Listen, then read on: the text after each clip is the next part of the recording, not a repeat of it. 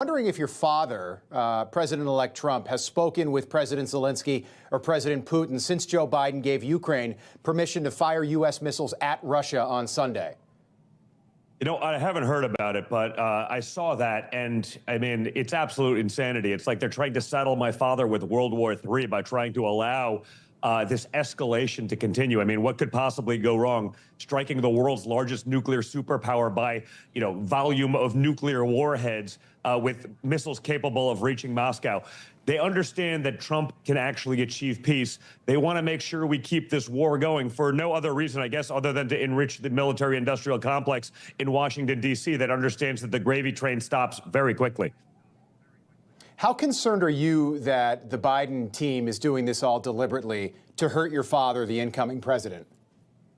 I mean, what other plausible solution is there? I mean, they understand. They saw Russia's comment about it. Maybe it's time we talk about peace. We'd be welcome to that. They saw Zelensky's initial commentary, and all of a sudden they're sending capabilities to Ukraine that they don't have that could only escalate. It's not going to change the war. It's not like it's going to win it for them in the next 50 days. That ain't going to happen. We understand that. The only thing it could possibly do is escalate and aggravate, again, the world's largest nuclear superpower. If Putin feels threatened, if a man of that mentality feels threatened, and he's already said they've changed the level at which they would strike back with nuclear capability, what other plausible solution is it? That they would rather see World War III than allow my father to be able to achieve peace in a region that only he could probably achieve peace, and I bet he does it quickly. Yeah, your father got a mandate 2 weeks ago on Election Day, won the Electoral College, won the popular vote, won all 7 battleground states. A lame duck president has never done this, escalated a war in a lame duck period. I know you've got children, I've got children. I'm concerned that we're not going to make it to January 20th intact for your father to end this war. That's a real concern for a lot of people right now. That is a real concern. And unfortunately, there's so many rhinos, even Republicans in Washington, D.C., who have been telling me for years that Ukraine is the #1 issue for Republicans across the country. I've spoken to a lot of Republicans across the country, over 100,000. I've done the survey live as I'm speaking to audiences of 5,000, 10,000 people, 300 here, whatever it may be, over 100,000 people. And basically, thus far, 0 people. One person was from Ukraine, so I gave him a pass. He said it was a top 10 issue for him, but it wasn't a top 3 issue. We could end this thing right now. We could end the ridiculous funds. We could take the $250 billion that we have sent there, plus probably the other $250 billion that the Pentagon lost, that they can't account for, that has been funding this as a kickback to big war, as a kickback to Raytheon, where all these generals who've been aggravating the war because that's where they want to retire. That's going to be their board package. That's their very lucrative off-ramp out of the military. That is exactly what's going on here. So to enrich a couple of people in America at the expense of the American public, at the expense of your and my children eventually, to go fight a war that no one in Washington, D.C. has even been able to articulate to me what victory even looks like.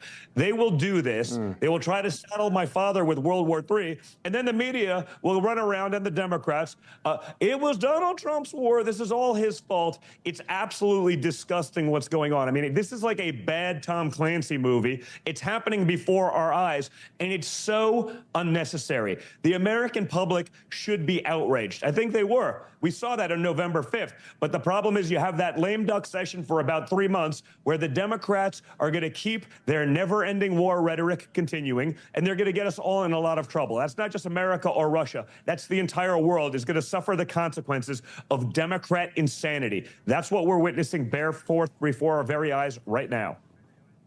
Yeah, 2 messages. One for President Zelensky, don't you dare fire another U.S. missile at Russia. And then a message for President Putin would be restraint. In 59 days, the adults will finally, after 4 years, be back in the room. I hope that President-elect Trump does reach out to both presidents between now and then, hopefully sooner rather than later. I'm wondering if you think Joe Biden should resign, or Kamala, who, by the way, is in Hawaii right now. Should she invoke the 25th Amendment? Because clearly Joe Biden, I've said this before, the cheese has slipped off the cracker, but he's not in charge now, Don. I don't think he's been in charge for a long time.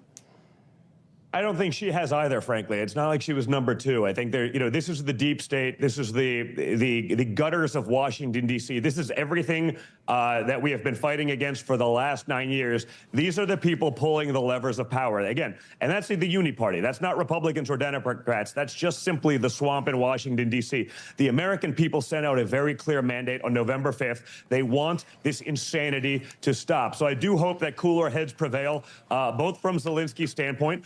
He probably has nothing to lose. Again, he wants the money to continue, and he understands that the only way to get people to the table is to actually pull that money away. The second that money stops flowing infinitely into Ukraine, all of a sudden, I have a feeling he's going to sit his butt down at the table and start actually negotiating peace. They could have done it at the beginning between the Biden administration and Boris Johnson. They had a peace plan. They scuttled that because they wanted to enrich a few people. The American people spoke very loudly. They don't want this to continue. They would love that money not going to endless war and endless death. They'd love it to actually maybe educate our children, or take care of our veterans, or fix our crumbling infrastructure, or secure our borders so we can stop the scourge of human trafficking and fentanyl coming across our borders on a daily basis. That's what we should be spending our money on, not insanity and not never-ending wars. That part of America is over, and the Washington, D.C. swamp better learn it quickly.